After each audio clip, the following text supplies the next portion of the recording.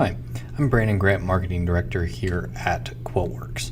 In this video, we're going to demonstrate how you can take multiple items and group them into a QuoteWerks group on the fly. Groups are a great way to sell items together as a package to your customer. It gives you the flexibility of hiding pricing, hiding lines, and selling the items as a simple one line on the quote, or not showing or disclosing the individual prices of your items. So let's get started.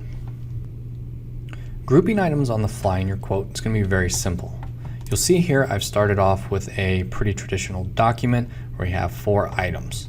You simply need to choose which items you want to include in the group. They do need to be contiguous, however. So as long as you select 2 or more items, we can group them together. So these items on my line items here, 1 through 3, if I wanted to group these together, I can hit Control-G on my keyboard or right-click and choose the Convert to Group option.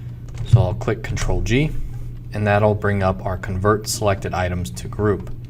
And I can set a discount modifier. So maybe when I sell these 3 items together, I get a discount. I want to pass those savings on to my customer. I can do that.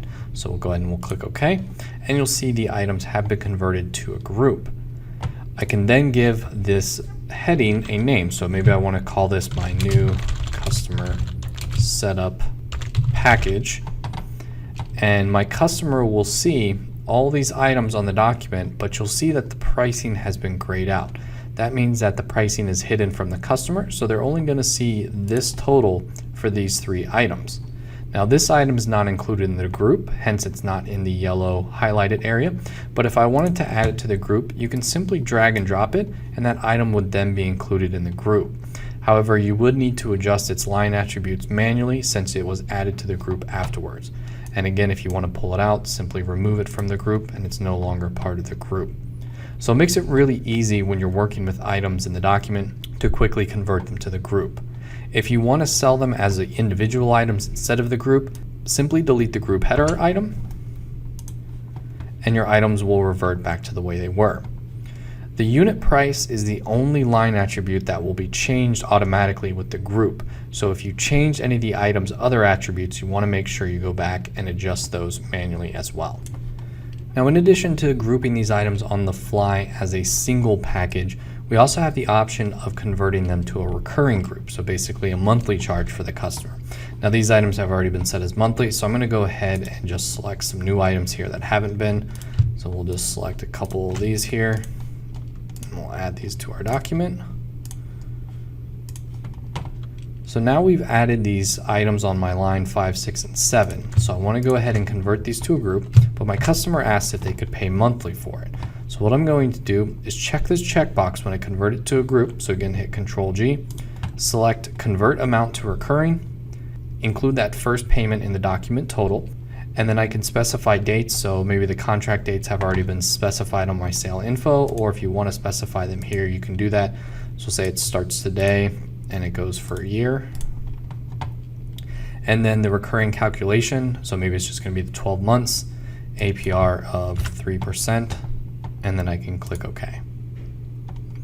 And what you'll see here is that these items have now been converted to a group, but they're a recurring group, hence the difference in color.